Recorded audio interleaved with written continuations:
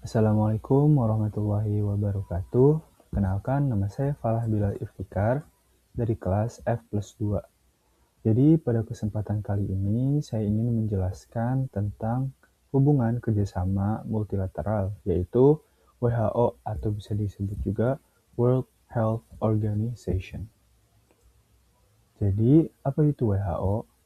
WHO atau World Health Organization secara umum adalah organisasi internasional di bawah PBB yang bergerak di bidang kesehatan global.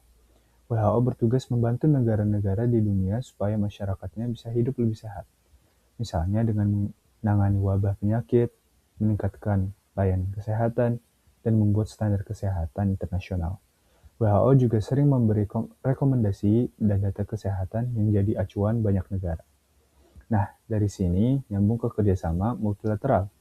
WHO disebut contoh kerjasama multilateral karena melibatkan banyak negara. Karena melibatkan banyak negara sekaligus, WHO disebut ke kerjasama multilateral. Bukan cuma 2 negara, tapi lebih banyak juga.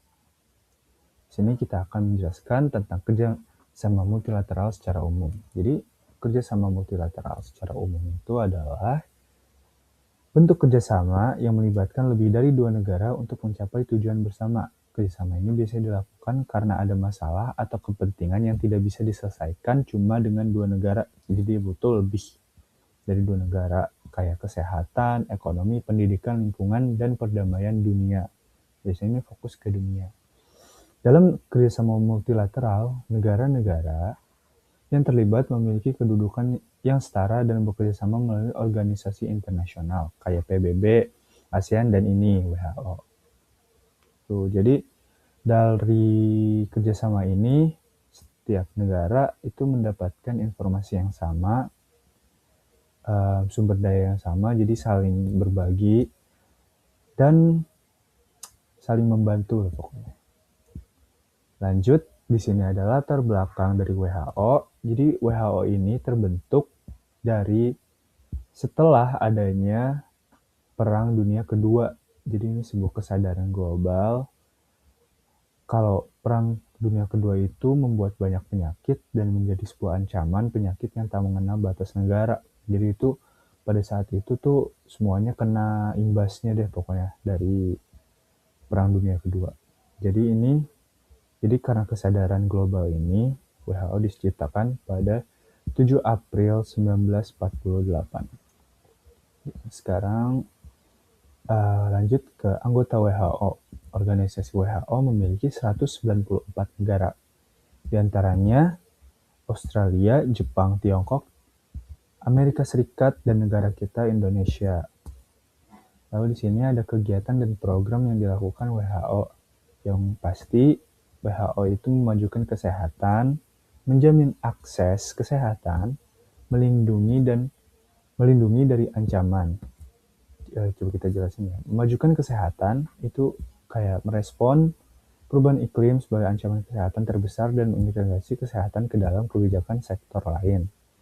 Kedua, menjamin akses itu memperkuat cakupan kesehatan melalui penguatan perawatan kesehatan primer dan perlindungan finansial agar biaya kesehatan tidak membebani masyarakat. Lalu yang ketiga itu melindungi dari ancaman itu dengan cara meningkatkan kesiapsiagaan terhadap risiko kesehatan yang muncul serta mendeteksi dan merespon darurat kesehatan secara tepat. Lanjut ke kelebihan dan kekurangan dari lembaga WHO ini. Kelebihan yang pertama adalah WHO berperan sebagai koordinator kesehatan dunia. Jadi negara-negara yang memiliki ancaman kesehatan gitu, penyakit menular, wabah, itu ditangani oleh WHO secara bersama-sama. Jadi semua negara yang di dalam WHO itu saling membantu. Yang kedua, WHO menyediakan data, hasil penelitian, serta pedoman kesehatan yang ilmiah dan terpercaya seperti mengenai vaksinasi, gizi, sanitasi, dan kesehatan ibu serta anak. Jadi semua aspek itu ada di WHO. WHO juga membantu negara berkembang melalui pemberian bantuan teknis, pelatihan tenaga kesehatan, serta dukungan program kesehatan. Lalu di sini ada kekurangannya, yaitu yang pertama, proses pengambilan keputusan itu lambat karena kita ini ada 194 negara, jadi harus saling berdiskusi, pasti itu bakal lama banget. Terus yang kedua ada keterbatasan pendanaan.